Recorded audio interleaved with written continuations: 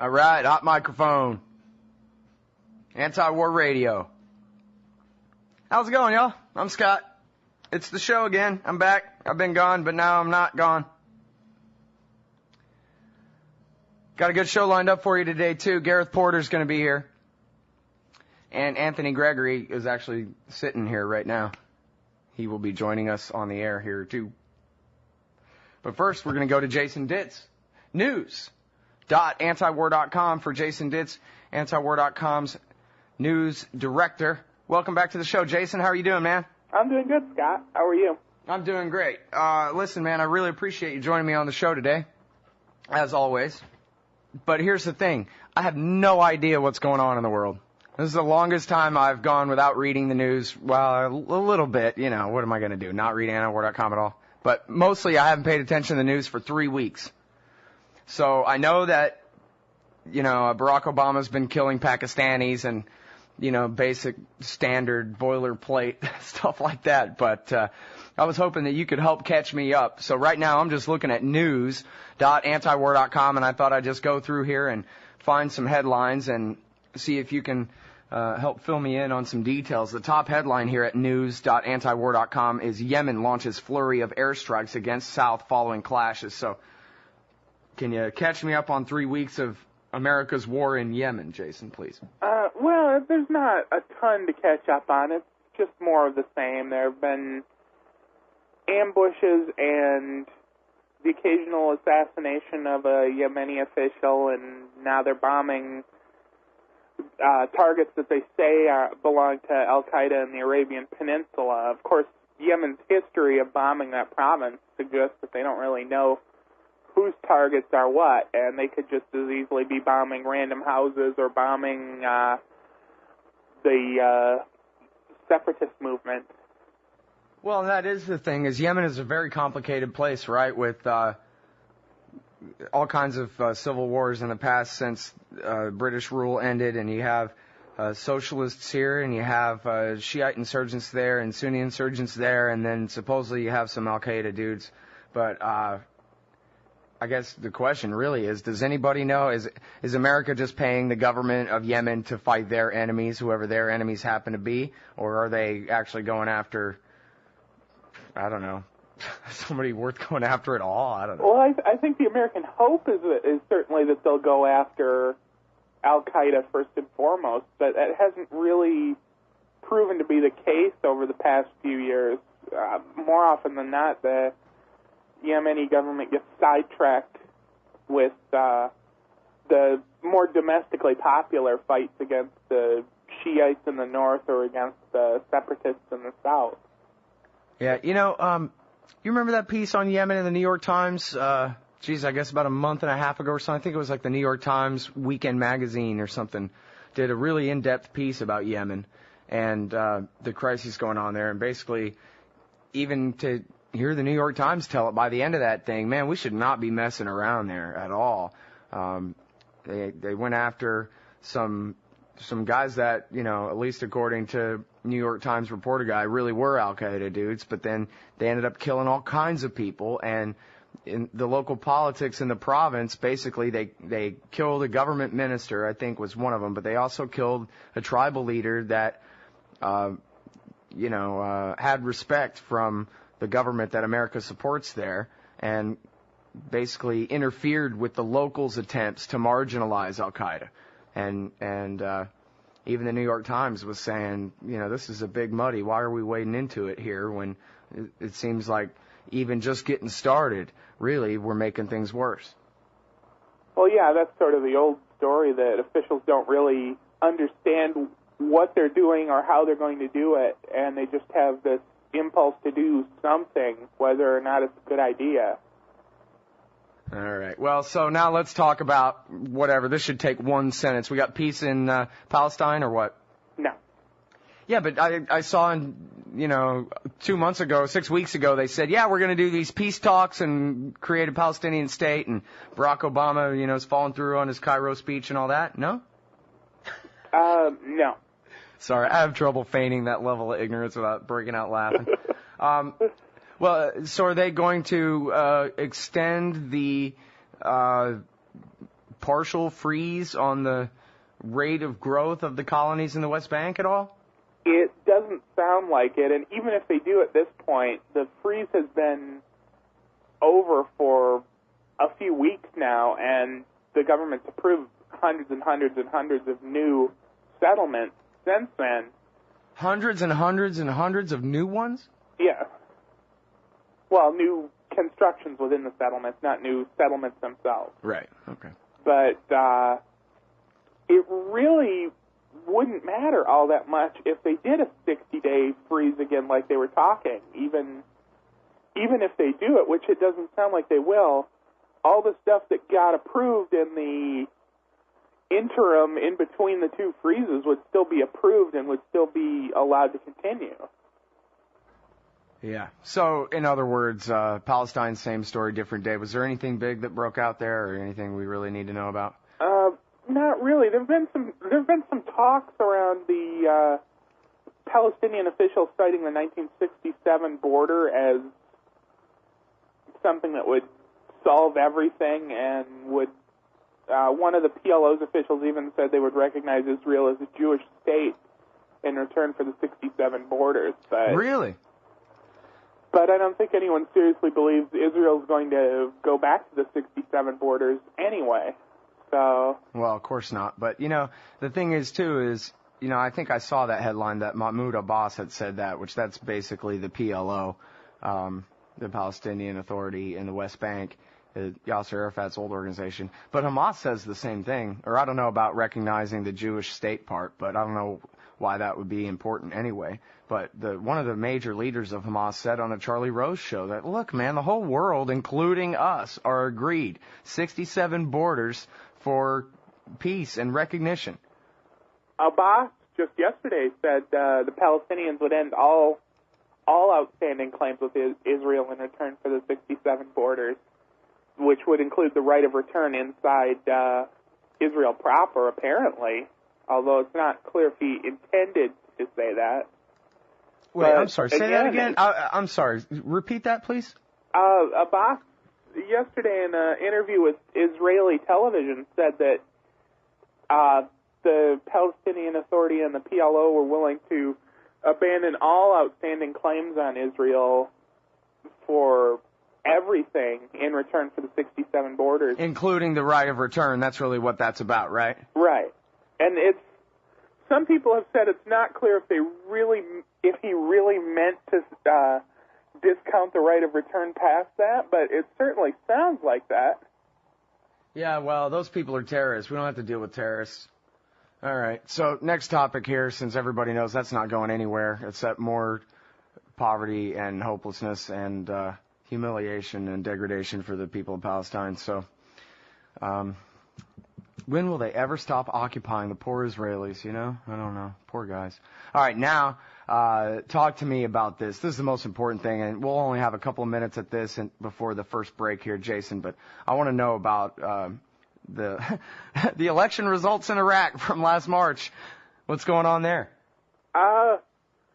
Well, it's been more of the same, really. The fighting about how to form a coalition, which, of course, you've got the three main factions there, the Iraqi faction, the State of Law faction, and the Iraqi National Alliance. And it looked like a couple of weeks ago, State of Law and the Iraqi National Alliance, the two religious Shiite factions, were finally going to get together and form a government. But now it's looking like that's not the case, then? Well, now there are reports, according to one of the top members of the Supreme Islamic Council, that President Obama is telling Maliki he'd better not do that. All right. Hold it right there, Jason. We'll be right back with Jason and who's who in Iraq taking power and whether that war is going to break back out again right after this. All right, y'all. It's Anti-War Radio on the Liberty Radio Network. I'm Scott Horton. I'm talking with Jason Ditz. He's our news editor at news.antiwar.com. And now a little bit of inside baseball here just to refresh everybody's course and all that. You got Iyad Alawi, who was Bush's puppet dictator of Iraq for a little while there, former Saddam murderer and then CIA murderer.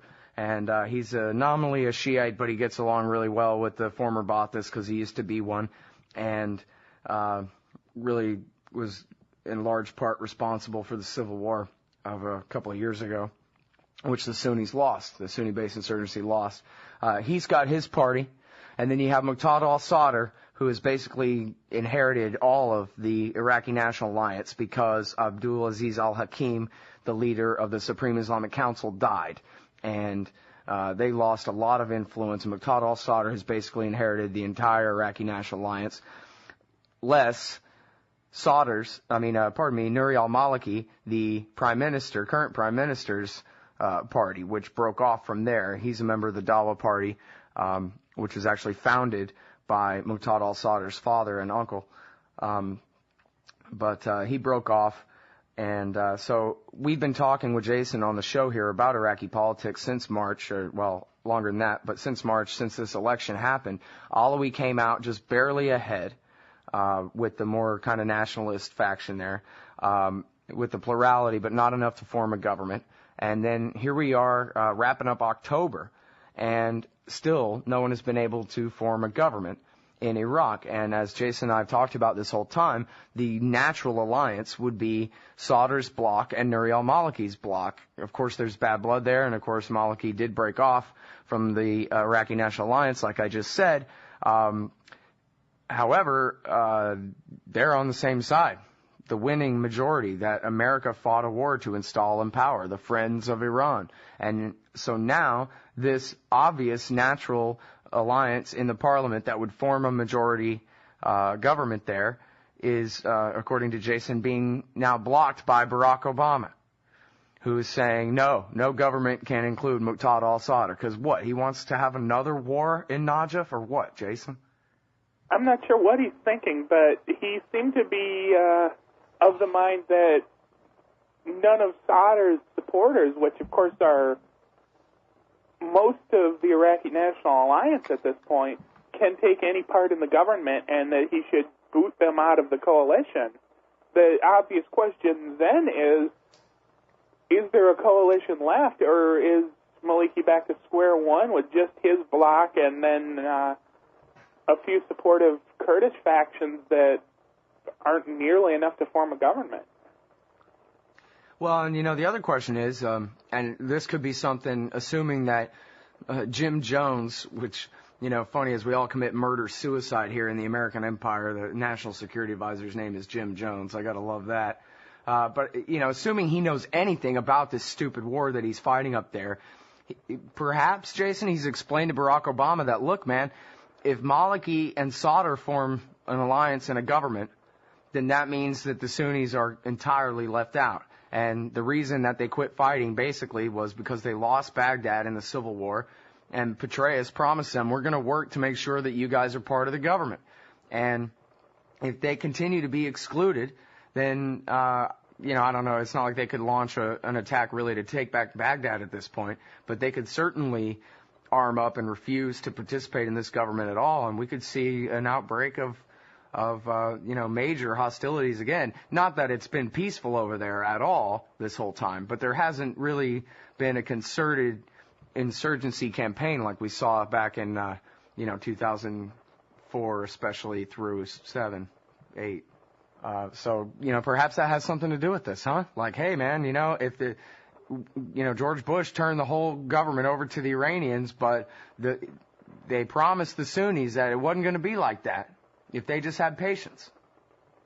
Well, that could certainly be part of it, and there really is a growing sense of disillusionment among the Sunnis. Of course, after Alawi basically won the March election, there was this sense that the Sunnis were going to finally have a voice in the future of Iraq, and now it looks like even though there are far more Sunnis in parliament than there were in the last government, they're going to have considerably less influence than they did before. Now, did you read that Bob Dreyfus piece the other day about, he brought up that guy al-Mahdi from the Supreme Islamic Council as some kind of compromise. And if I remember right, back in 2005, that's who George Bush and Condi Rice were pushing for after the election, the election in January '05 that really precipitated the Civil War. That's who they wanted, was this guy al-Mahdi from the Supreme Islamic Council. But is there any indication that Muqtada al-Sadr would put up with that at this point? Well, Sadr seemed to have been floating that idea for a while, but Really? Maliki was the one that seemed to have a problem with it. I mean, Maliki's whole faction has insisted all along that he's the only one that can be allowed to be the prime minister, and there can't be any compromise on that issue under any circumstances. And for a while there, it actually looked, and this was a few weeks ago before the Maliki-Sadr alliance started to reform, that Alawi had actually backed down and said, okay, we're going to let Adel Abdel Mahdi be the prime minister and Alawi can be president or something like that. And basically Sadr's faction, the Iraqi National Alliance, would have been even though they're the smallest of three major factions, they would have had the prime ministership. Yeah. Well, I see here one of your news articles at news.antiwar.com is disillusioned U.S. allies in Iraq rejoin insurgency. Right. There's been reports that the Awakening Council, the Sons of Iraq, which of course haven't been treated very well by the Iraqi government to begin with, are getting less and less willing to stick around, although some of them, according to the reports, are sticking around enough to collect their paychecks and are just supporting the insurgency on their own time. They're in a real bad spot. There's really nothing they can do, as Patrick Coburn has explained over and over on this show. They lost the Civil War. They lost Baghdad. America helped Muqtada al-Sadr and the Iranians win it. And the Badr Brigade and all them ethnically cleanse, they call it. Not ethnically, but whatever. Sectarian cleanse the Sunni Arabs from Baghdad. So they're not really in a position to try to take Baghdad back at this point. That was kind of why they called or cried uncle and made the deal with Petraeus. But all Petraeus really did was pay them off to stop fighting temporarily and make them a bunch of promises. So that doesn't mean they've gone away. It just means that they've been waiting. And I guess we'll see. And I guess we know for a fact that you'll be keeping an eye on it for us. So thanks, Jason. I'm sorry we didn't get to talk about more topics. I hope I can have you back later in the week and catch up on some more things. Sure. Good work as always. Appreciate it. Thanks for having me. Everybody, that's Jason Ditz. News.antiwar.com. This man reads every paper on earth for you every day.